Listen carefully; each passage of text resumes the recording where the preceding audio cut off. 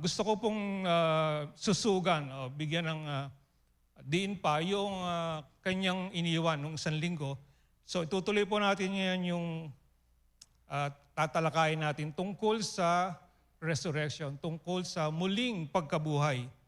Bago po yan, tayo ay dumako sa ating talata sa Pilipos 3:10. Pilipos 3:10.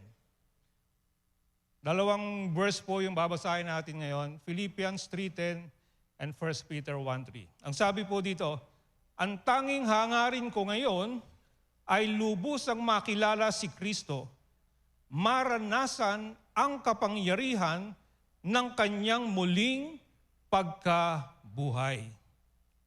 Yan. Gusto kong diinan yon. Maranasan ang kapangyarihan ng kanyang muling pagkabuhay. Makabahagi sa mga paghihirap niya at matulad sa kanya sa kamatayan niya. Okay, sa isang talata, 1 Peter 1 verse 3, ang sabi sa atin dito, pasalamatan natin ang Diyos at Ama ng ating Panginoong Jesucristo. Pasalamatan daw natin ang Diyos at Ama ng ating Panginoong Jesucristo. Dahil sa laki ng habag niya sa atin,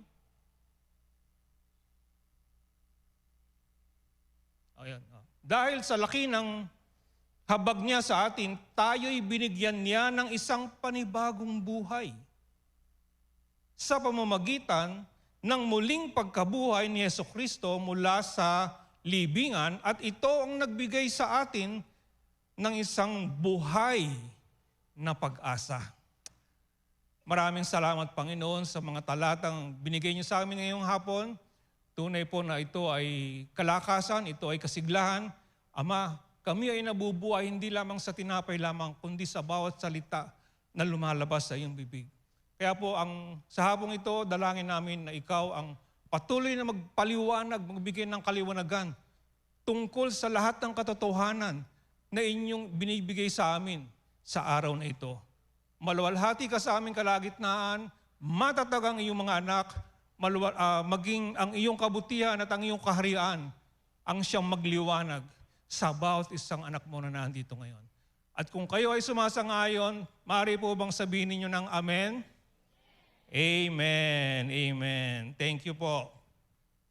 So ang aking talata po, ang pamagat po ng mensahe ngayon ay nabuhay para mabuhay. Yan. Nabuhay para mabuhay. Ito yung aking pinaka-gustong sabihin. Ang bisa ng muling pagkabuhay ay hindi lamang noong binuhay ang Panginoon. 2,000 years ago nangyari yon. Maaari din natin itong maranasan sa ating pang-araw-araw na pamumuhay. Yan. So ang bisa, the power of the resurrection was not just for that moment when Jesus was raised from the dead. It was a glorious event. Diba? Last week, ginunita natin yon. But ngayong hapon, gusto ko pong ilatag sa atin lahat. Hindi lamang po yun available noon. Even today, we can still experience the power of the resurrection. Ang resurrection po, ang muling pagkabuhay ng ating Panginoong Jesucristo ay isa sa mga pinakamakahulugang pangyayari sa ating pananampalatayang Kristiyano. Ito ang kumakatawan ng ating pag-asa, pagbabago at sa ipanangakong buhay na walang hanggan. Yan. The resurrection of our Lord Jesus Christ is one of the most significant events in our Christian faith. Kung wala ang muling pagkabuhay, ang sabi nga ni Apostol Pablo, walang kwenta yung mga ginagawa natin ngayon. What's the point of doing all of this if Jesus did not rise from the grave? So,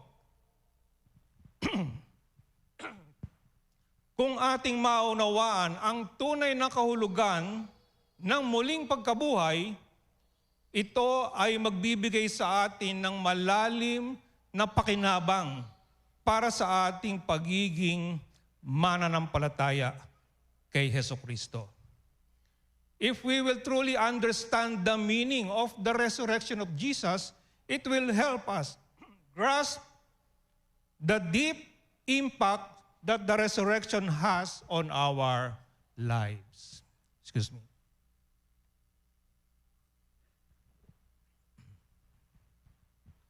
Yung pong muling pagkabuhay ng ating Panginoong Jesucristo na nangyari 2,000 taon na nakalipas, ay hindi lamang isang historical event. The resurrection of Jesus, yes, it occurred, it's an event that happened 2,000 years ago. But it also symbolizes a new beginning for mankind. Jesus, sabi nga, is the firstborn among the brethren. May mga nangyaring binuhay sa mga patay. Diba? Nung sa Old Testament, may mga storya na binuhay si Elisha. Maraming mga kwento. Even ang Panginoon natin, meron siyang, sa ministeryo niya, meron siyang mga binuhay. Si Lazaro ang isang example. Pero yung resurrection ng ating Panginoon, ibang klase. Ang ating Panginoon ay na-resurrect, muling nabuhay, at mananatiling buhay. Yung iba, namatay ulit. Pero ang ating Panginoon, siya'y buhay magpakailanman. At dahil siya ang, sabi nga, ang prototype, siya ang panganay sa mga kapatid, tayo bilang mga kapatid niya, umaasa sa Kanya, ganon din po ang ating naasahan. Ang muling pagkabuhay ang haligi ng ating pananampalataya sapagkat nagpapatunay ito na ang lahat ng itinuro ng ating Panginoon ay totoo. Di ba sabi nga, what's the point? Nagturo ko ng mga magagandang bagay and yet namatay ka rin. Pero ang ating Panginoon, nung siya ay nagturo ng mga mabubuting bagay, actually, hindi nga siya napatay. Ano yung tawag doon? Actually, pinatay. Pinatay ang Panginoon, di ba? He was crucified willfully by His enemies. But hindi doon natapos. Ang ating Panginoon ay muling nabuhay sa mga patay. Malimit po sa atin, ay tinuturing natin itong muling pagkabuhay na parang isang aralin lamang sa kasaysayan. Isang history lesson. Nangyari yun noon. Ano ngayon? Di po ba? What's the point? So, pinagdiriwang natin ito taon-taon, kinikilala at pinapahalagaan. Lala ko nung bata ako, kasi ako po ay dating Katoliko as most of us here. No? Aglipay actually kami. Meron kaming, yung pamilya namin, may santo. Yung pinoprosesyon. Tuwing mahal na araw, meron kaming santo na pinoprosesyon. Hindi na po ngayon, pero noon. So taon-taon, aking parang panata noong araw, yun ang aking serbisyo, paglilingkod sa prosesyon. Taon-taon, ganoon ang ginagawa. Pero pagkatapos noon, wala na, balik na ulit sa dating buhay. So, malimit po tayo, we treat Easter or the resurrection like a history lesson. We remember it once a year, we celebrate it, we honor it, and then we move on. Hindi po yan. Ang tunay na kahulugan at layunin ng ating Panginoong Jesucristo. Yung once a year event. Ang pagkamatay ng ating Panginoong Jesucristo, ang kanyang muling pagkabuhay, at pati na rin yung kanyang ascension, pag-akyat sa kalangitan, ay hindi lamang historical event. Ito ay mga katotohanan o pangyayari na kailangan din tayong makabahagi, makiisa, makilahok, at maranasan.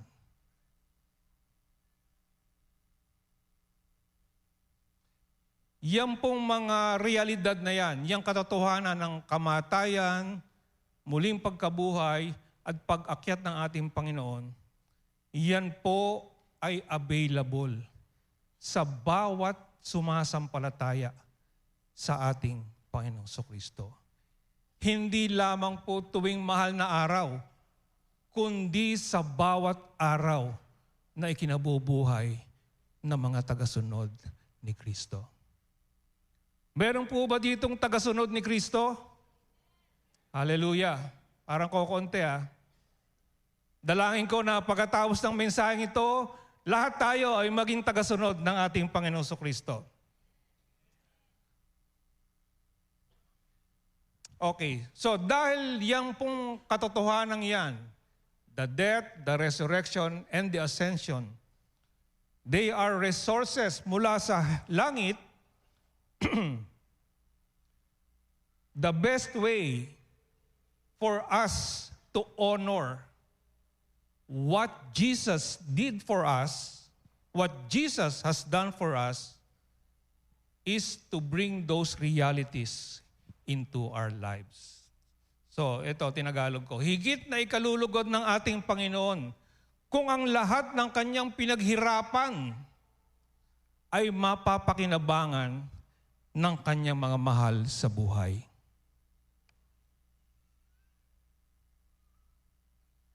Marami po sa Pilipino ngayon, mga OFW, nagsasakripisyo sa abroad. Bakit? Gusto nilang maibigay sa kanilang mahal sa buhay yung mabuting buhay dito sa Pilipinas. Nagpapadala sila ng pera. So, tayong mga pamilya dito, the best way to honor yung mga nagsasakripisyo sa abroad, pahalagahan natin yung pinapadala nila buwan-buwan sa atin. Huwag nating sayangin. Ganon din po ang ating Panginoong Kristo. Sukdol at higit ang kanyang sakripisyo nung siya'y nabayubay doon sa krus ng Kalbaryo. The best way to honor what Jesus has accomplished is to bring those realities into our daily lives. Sabi nga nung commercial nung ano, diba? Di lang pampamilya, pang sports pa. Hindi lamang po one time, but every time. Ang ating Panginoon ay muling nabuhay upang makamit natin at maranasan natin ang tunay na buhay na una pa niyang pinurpose ni Lion doon pa sa Garden of Eden. Kaya nga po, nabuhay para mabuhay. Ang tunay na buhay ay ang buhay na pinaghaharian ng ating Diyos Ama, ng ating Panginoong Kristo. Actually, kung talagang susumahin natin, ito talaga ang mensahe na ipinapangaral ng ating Panginoong Kristo. Kung matatandaan po ninyo ang sabi ng Panginoon sa Mateo 4:17, di ba? Magsisi na kayo sapagkat malapit na ang kaharian ng Diyos. In English, repent because the kingdom of heaven is at hand. Anong ibig sabihin? Nandiyan na, available na ang kaharian ng Diyos. Kung magkaroon tayo ng konting background lang. Doon sa Garden of Eden, nilalang ng Diyos ang tao. Bakit? Para pamahalaan ang kalikasan. To rule and to reign, creation. Yun po talaga ang plano ng Diyos. Ang tao ang siyang mamahala sa kanyang nilalang, creation. Ito ay gagawin ng tao sa pamamagitan ng relasyon niya sa Diyos at ng kapangyarihan ng Diyos sa tao. Kaya nga, ang mensahe ng ating Panginoong Kristo ay available ang kaharian ng Diyos. Available ang paghahari ng Diyos sa atin ngayon. Dahil ngayon nga po ay tayo ay pumasok sa period ng after the resurrection, we are now in that 40-day period.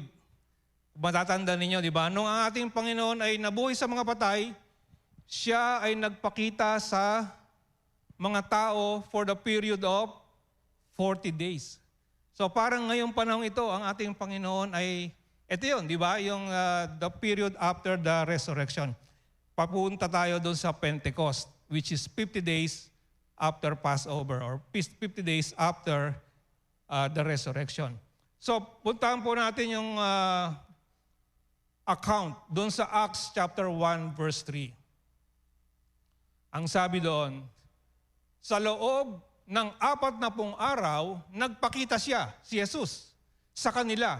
Kanino? Sa kanyang mga alagad. At nagturo tungkol sa paghahari ng Diyos. Yan. At sa pamamagitan ng Banal na Espiritu, nag-iwan siya ng mga utos sa kanyang piniling mga apostol. So ano po ang itinuturo ng ating Panginoong Kristo during that 40-day period? Ang sabi, nagturo tungkol sa paghahari ng Diyos. Ito po ang mabuting balita. Ang mabuting balita, ang paghahari ng Diyos ay mararanasan natin ngayon kung tayo ay magtitiwala sa tinapos na gawa ng ating Panginoong Kristo. Actually, meron pong 3 bahagi ang mabuting balita. The good news is not hindi, tama. 3. Ang kamatayan, the death, ang muling pagkabuhay, at ang kanyang pag-akyat sa kalangitan. The 3 parts of the good news na ating ipinapangaral ngayon. Hindi lamang po kamatayan, sabi nga, ang Diyos na ating sinasamba ay hindi yung nakabayubay sa krus. Ang Diyos natin sinasamba ay yung empty tomb. Yung wala sa libingan, kundi nakaupo sa trono ng Diyos Ama. Yan po ang ating Diyos na sinasamba. Okay, so meron lamang akong 3 punto. Una ay tungkol sa kamatayan ng ating Panginoong Kristo.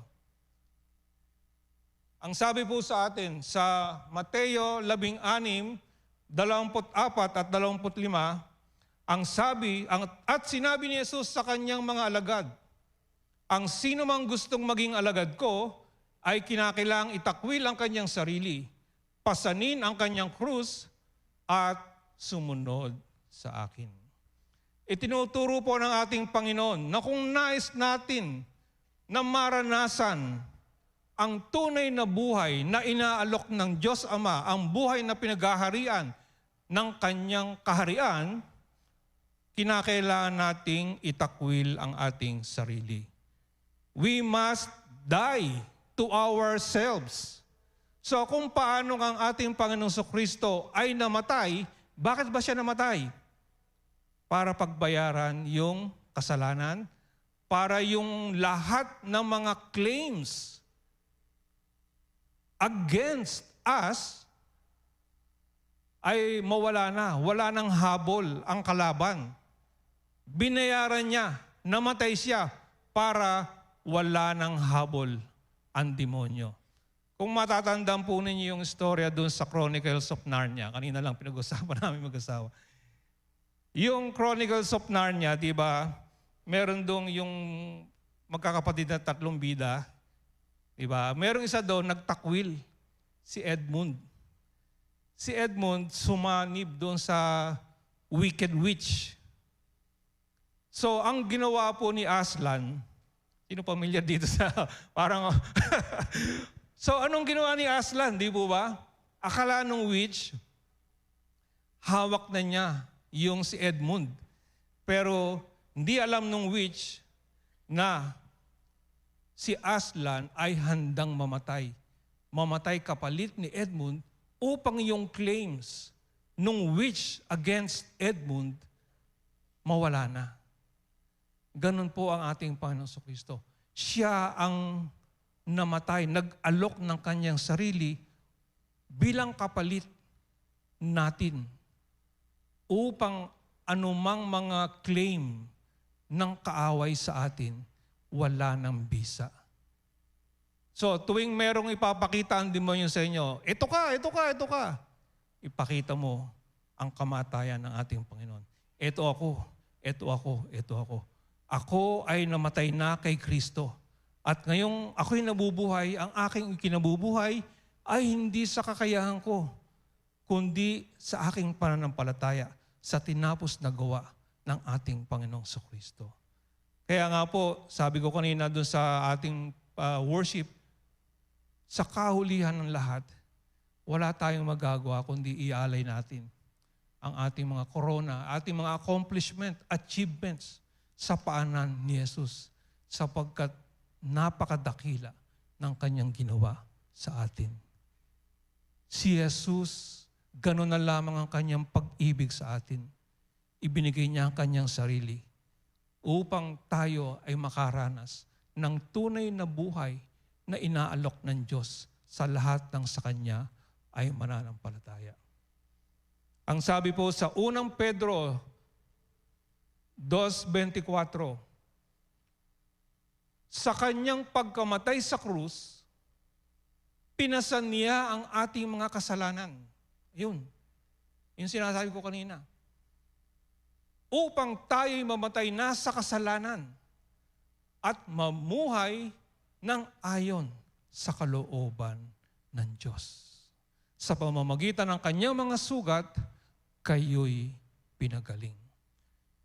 Ang kamatayan ng ating Panginoon, ito ay simbolo din na tayo ay namatay na rin sa ating dating pagkatao. Kaya nga, di ba, if anyone is in Christ, anong sabi? He is a new creature. Siya ay bagong nilalang, nawala na yung luma. Wala na yung dating gam. Ang buhay na kinabubuhay ko ngayon ay kinabubuhay ko sa pananampalataya kay Jesus na namatay, nabuhay at nagmahal sa akin. Colosas 3:3. Sapagkat namatay na kayo. Plainly, that's it. Wala na po yung lumang pagkatao natin. At ang inyong buhay ay nakatago sa Diyos kasama ni Kristo. Nabuhay muli tayo, o si Jesus muna, at tayo rin, upang mamuhay ng buhay ng Diyos para sa atin. Ang original na plano ng Diyos kay Adan at kay Eva, pwede na nating maranasan ngayon. Bakit? Si Jesus ay namatay at tayo ay namatay kasama niya. Ginawa na ni Jesus ang kailangang gawin upang magawa natin ang kinakailangan nating gawin. Nakuha niyo? Ulitin ko. Ginawa na ni Jesus ang kailangang gawin upang magawa natin ang kinakailangan nating gawin. Inihain na ni Jesus ang kanyang sarili bilang handog upang mawala na ang anumang karapatan ng mundo, ng kasalanan, ng demonyo laban sa atin. Ika nga, we are blameless against the enemy. Hebreo 9:28, ang sabi sa atin, gayon din naman, si Kristo'y minsan lamang inihandog upang pawiin ang mga kasalanan ng mga tao. Siya'y muling darating hindi upang muling ihandog dahil sa kasalanan, kundi upang iligtas ang mga naghihintay sa Kanya.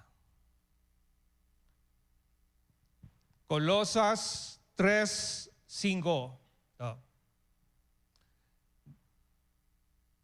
because of all the things that Jesus did, ano naman ang ating participation? Ito, kaya't dapat nang mawala sa inyo ang mga pagnanasang makalaman, ang pakikiapid, kahalayan, karumihan, mahalay na simbuyo ng damdamin, masamang pagnanasa at ang kasakiman na isang uri ng pagsamba sa Diyos-Diyosan. Sino ang gagawa niyan?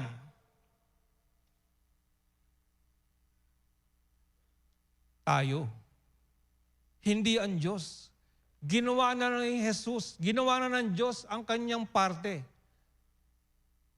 Mayroong participation na hinihingi sa atin. It's up to us. It's up to us. Hindi ang Diyos ang gagawa nito para sa inyo. Tayo mismo ang gagawa nito. Papatayin natin yung ating mga lumang mga pagnanasa, mga makamundo, pakikiapid, karumihan. Iiwan na natin, iwawaksin na natin, at tayo ay makikisama sa ating asawa, sa ating Panginoong Jesucristo. Si Jesus ang ating asawa, siya ang ating Panginoon. Ang isa sa mga prevalent ang term ko doon ang Tagalog ng prevalent. Kalakaran. Pangkaraniwan. Pakaraniwan. Na nangyayari ngayon, yung pride. Parang, hindi ko kayang gawin yun. Paano na yung pride ko? Di ba? Ano ba ibig sabihin ng pride? Mas magaling ako dito eh. Mas magaling ako sa iyo eh. Di ba? Okay ako kasi mas magaling ako sa iyo. Naalala ko yung story nung dalawang nag-o-offer sa di ba, yung Pharisee at yung tax collector. Sabi ng Pharisee, salamat na lang, Panginoon, hindi ako katulad nito. Ginagawa ko lahat ito. Sumisimba ako, nagbibigay ako, nag-offering ako. Buti lang, hindi mo ako ginawang katulad ng tax collector na to. Ang sabi ng tax collector, Panginoon, patawarin mo ako. Diba? Hindi ako karapat-dapat. So, alin dun yung pride? Yung sa Pharisee. Ito ang tanong. Anong aspeto ng buhay natin ngayon ang kinakailangan nating iwaksi? Kinakailangang mamatay? O di kaya, anong aspeto sa buhay natin ngayon ang kinakailangang pagharian ng ating Diyos? Anong aspeto sa buhay natin na kinakailangang mangyari ang kalooban ng Diyos? Tandaan po natin, ginawa na ni Jesus ang kanyang kinakailangang gawin upang magawa natin yung kinakailangan nating gawin. Pangalawa, tungkol naman po sa muling pagkabuhay. Colosas 2:13. Kayong dating patay dahil sa kasalanan, kayong mga hintil na hindi saklaw ng pagtutuli ayon sa kautusan, ay binuhay ng Diyos na kasama ni Kristo. Pinatawad niya ang ating mga kasalanan at pinawalang bisa ang lahat ng naisulat na alituntunin laban sa atin. Pati ang mga pananagutang kaugnay nito. Pinawi niya ang lahat ng ito nang ipako siya sa krus.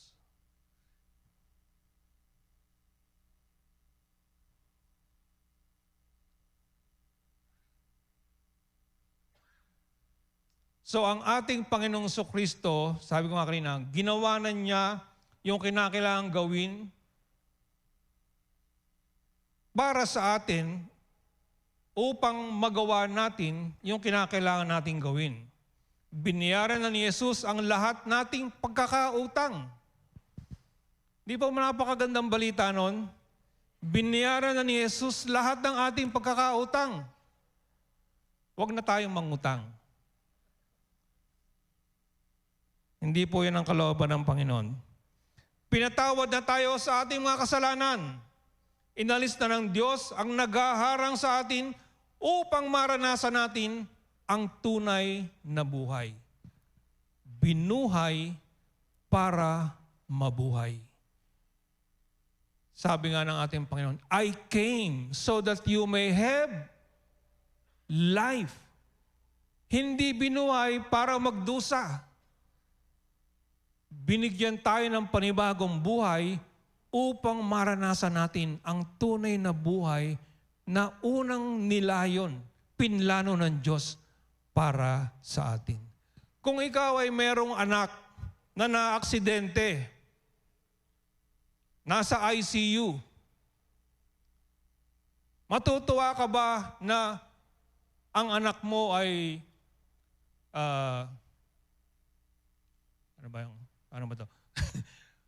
Halimbawa, na-aksidente, di ba? Nasa ICU. Masaya ka ba na nasa ICU lang yung anak mo? Siyempre hindi. Gusto mo mabalik sa dati niyang buhay. Yung anak mo, di po ba? Magkaroon ng restoration doon sa dati niyang buhay na binubuhay. Ganon din po tayo, ang sangkatauhan. Nung tayo ay nalaglag sa kasalanan, para tayong na-aksidente, nasa ICU tayo.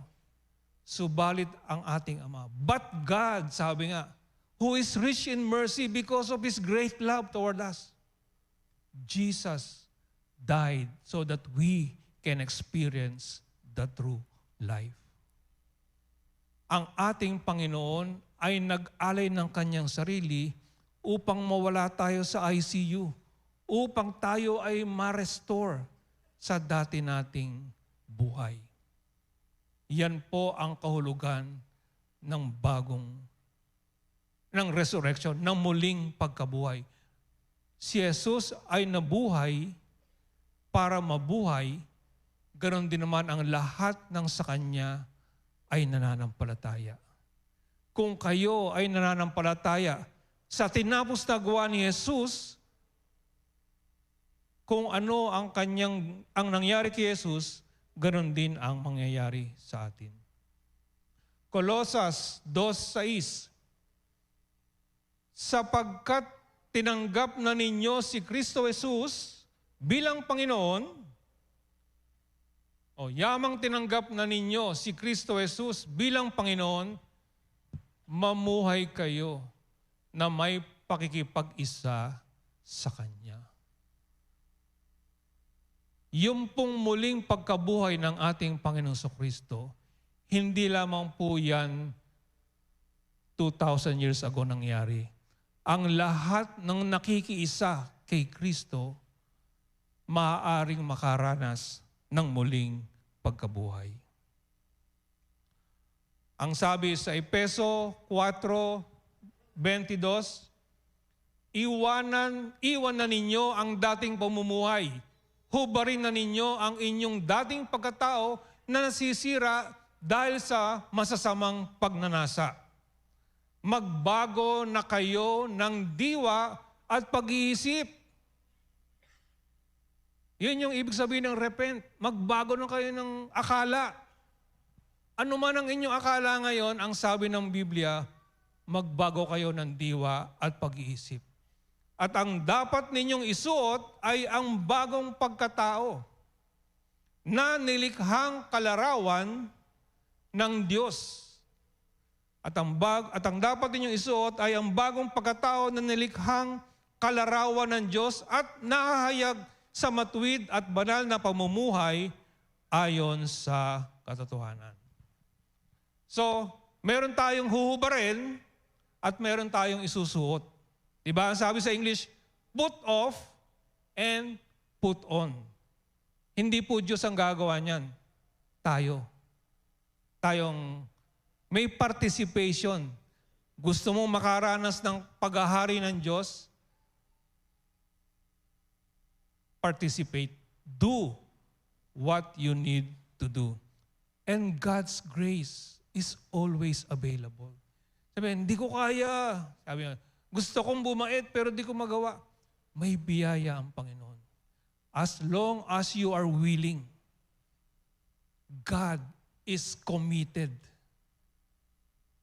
na mangyari ang kanyang pinaghirapan para sa iyo. Ang tanong, gaano ka ka-committed na ang buhay ng Diyos ay mangyari sa buhay mo? God is committed. There is a participation required from us, a putting on the new life. Pangatlo, hindi pa pala, hindi pa ako tapos. So itong muling pagkabuhay, hindi lamang po ito physical death, hindi lamang natural, yung buhay pisikal. Yung pong kamatayan na nadanasan ng ating Panginoon, kasi pag sinabi mong death.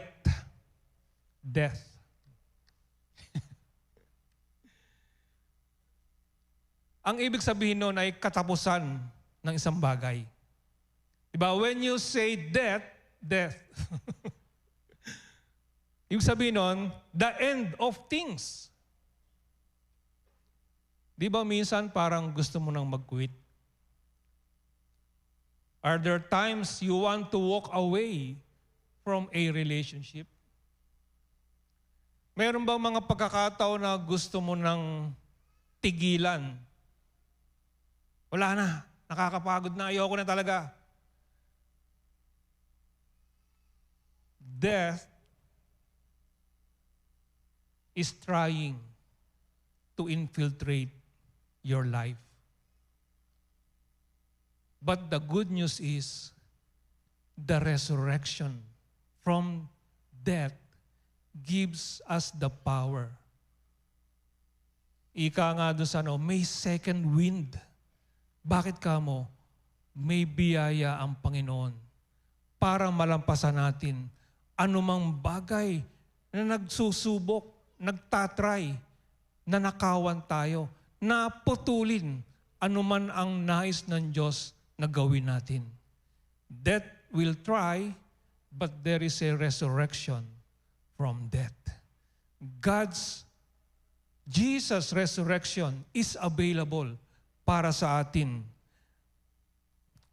Resurrection conquered death. Resurrection is the life. Parang, resurrection is available sa atin. God wants to bring in new life.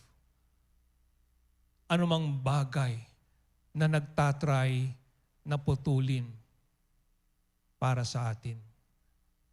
Is there something or anything that is trying to kill, steal, and destroy? God's will for us. There is available life for us. Sabi ng ating Panginoong Kristo, Luke 4:18, hindi ko naibigay kanina. Anyway, Luke 4:18. Luke 4:18. Mental. The Spirit of the Lord is upon me because He has given me the power,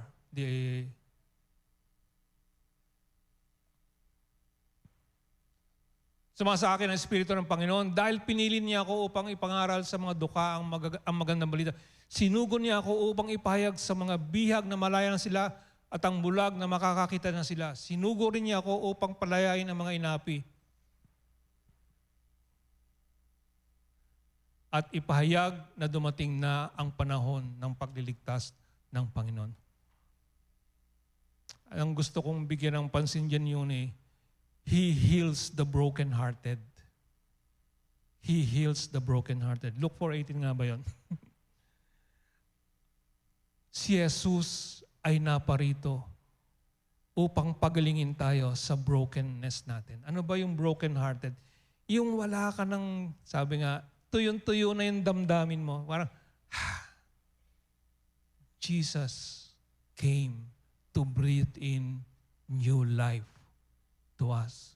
Meron ba mga aspeto ng buhay natin na parang wala ka ng pag-asa? The resurrection power is available to all of us. Jesus rose from the grave to bring in new life to whatever is trying to steal, to kill, and to end things in our life. Let us take our place in the cross of Jesus. Let's die to ourselves. And also, let's take our place in the resurrection of Jesus. We are not buried. We are alive in Christ. Hindi tayo nakalibing kasama ni Kristo.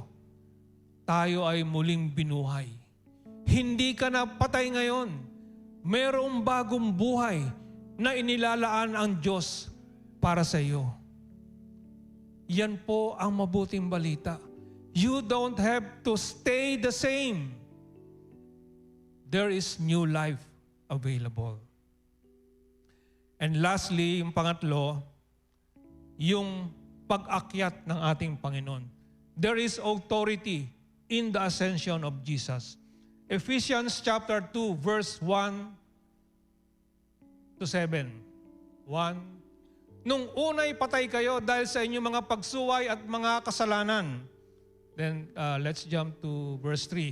Ang totoo, tayong lahat ay dati ring namumuhay ayon sa pagnanasa ng ating laman at sumusunod sa mga hilig ng katawan at pag-iisip. Kaya't sa ating likas na kalagayan, kabilang tayo sa mga taong kinapupuotan ng Diyos. Verse 4, subalit, napakasagana ng habag ng Diyos at napakadakila ng pag-ibig niya sa atin. Hallelujah! Tayo'y binuhay niyang kasama ni Kristo noong tayo'y mga patay pa.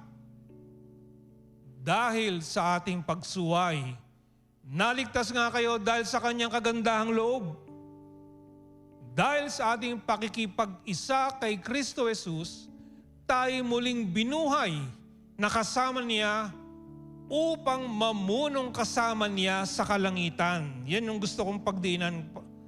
Ginawa niya ito upang sa darating na mga panahon ay maipakita niya ang di masukat na kasaganaan ng kanyang kagandahang loob sa pag-ibig niya sa atin sa pamamagitan ni Kristo Jesus. Ang ating Panginoon ay namatay, siya'y nalibing, siya'y muling nabuhay, at siya'y umakyat sa kalangitan. Bakit? Sabi, verse 6, dahil sa ating pakikipag-isa kay Kristo Jesus, tayo muling binuhay na kasama niya upang mamunong kasama niya sa kalangitan. Dati merong t-shirt na lumabas sa atin, di ba? Yung destined to reign. Yan po ang plano ng Diyos para sa atin. Na tayo ay maghari over creation. Di ba? In the Garden of Eden, nabanggit ko kanina, ang ating Panginoon, tayo ay nilalang upang tayo for us to have authority over creation. At nung ang Panginoon ay umakyat sa kalangitan, kasama niya tayong umakyat sa kalangitan. Ikaw ba ay na kay Kristo Jesus ngayon? Kung ganon, kasama ka ni Jesus na nag-ahari sa kalangitan. Alam po ninyo, ang ating Panginoon hindi madamot. It is His good pleasure to give to us His kingdom. Kagustuhan niya na ang kanyang kapangyarihan ay ibahagi niya sa mga tao na nagtitiwala sa kanya. Di ba? Luke 10:19, ang sabi, I give you the authority to trample on snakes and scorpions and over all the power of the enemy, and nothing shall by any means hurt you. Tuwan-tuwa ang ating Panginoon na ibahagi yung kanyang kaharian sa lahat ng nagtitiwala sa Kanya. We appropriate the power of the resurrection over every situation.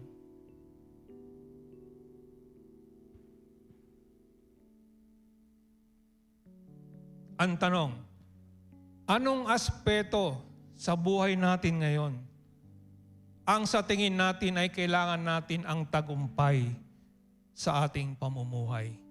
Tayo ay nilalang upang maging mananagumpay. Hindi tayo dapat tinitisod-tisuran ng demonyo. Tayo ang dapat tumitisod sa demonyo. Anong aspeto sa buhay natin ngayon na hindi nangyayari yung kalooban ng Panginoon? There should be a rising up in our spirits. Teka. Hindi dapat ito. Demonyo, sa pangalan ni Jesus, di ba? Binigyan tayo ng Panginoon ng kapangyarihan. Ang sabi ni Jesus, all authority in heaven and under the earth has been given to me. Go and make disciples. And I am with you always, even unto the end of the age. We have been given the authority. We are seated with Christ in the heavenlies. Ano ba ang ibig sabihin ng seated with Christ? Naghaharing kasama. Tayo ay governors. We are tasked to manage creation. Kaya nga, anong aspeto sa buhay natin na hindi nangyayari ang kalooban ng Panginoon sa buhay natin? Kinakailangang mapagtagumpayan natin sa ating pamumuhay. Palagi ba tayo nakakaranas ng nawawalan tayo ng pera? Hindi po yan ang kalooban ng Panginoon. There should be a rising up na, teka. Meron akong authority. I need to speak. I need to declare, rebuke. Minsan ba, palagi bang merong may sakit sa ating pamilya? There should be a rising up in our spirits. That is not God's will for all of us. So, tayo ay nabuhay kasama ni Kristo upang tayo ay makaranas ng buhay na inaalok ng Diyos para sa tao. Merong magandang buhay. Ang buhay na ito ay yung pinaghaharian ng kaharian ng Diyos. Medyo hindi natin masyadong mahagip yung ibig sabihin ng naghahari ang kaharian ng Diyos. Isipin mo na lang na ang ating gobyerno, hindi yung Philippine government, yung spiritual government is a kingdom. It is the duty of the king that all his subjects experience his blessings, experience his goodness. Ganyan po ang ating Diyos Ama. Kung nais nating makaranas ng tunay na buhay na inaalok ng Diyos sa atin, hayaan nating pagharian tayo ng kaharian ng Diyos. Paano po yan? How do you become a citizen of the kingdom? Paano? It's always by birth. It's always by birth. Kapanganakan. Ikaw ay citizen dahil ipinanganak ka doon. Paano ka magiging citizen ng kaharian ng Diyos? Kinakailangan mong ipanganak na muli. Kaya nga ang sabi ng ating Panginoon, unless a man be born again, he cannot see or enter the kingdom of heaven. Meron po ba sa atin dito na nagnanais na pagharian, maging citizen ng kingdom ng kaharian? Madali lamang po yun. Paniwalaan mo na si Jesus ay nabuhay sa mga patay at tanggapin mo ang kanyang inyalok na kaligtasan. Ang sabi doon, you will be born again. Ipapanganak kang muli. Hindi physical. Sabi, paano mangyayari yan? Hindi physical, kundi spiritual. So, iniling ko po tayong lahat ay magsitungo. Tayo, ipikit natin ang ating mata. Ama, salamat sa iyong dakilang pag-ibig sa amin. Sinugo mo ang iyong bugtong na anak upang kami ay makaranas ng tunay na buhay buhay na kasaganaan, buhay ng kaharian. Salamat, Panginoon. Ngayong hapon, kinikilala ko na si Jesus ay nabuhay sa mga patay. Jesus, maghari ka sa buhay ko. Mula ngayon, ikaw na ang aking hari. Mula ngayon, ikaw na ang aking Panginoon. Mangyari ang kalooban mo sa buhay ko. Panginoon, dalangin ko na ang katotohanan ito ay patuloy mong ipaalala sa inyong mga anak na kami ay nabuhay mula sa mga patay upang maging makaranas ng tunay na buhay na iyong inaalok sa bawat isa sa amin. Salamat, Panginoong Jesus. Amen. Amen. Amen.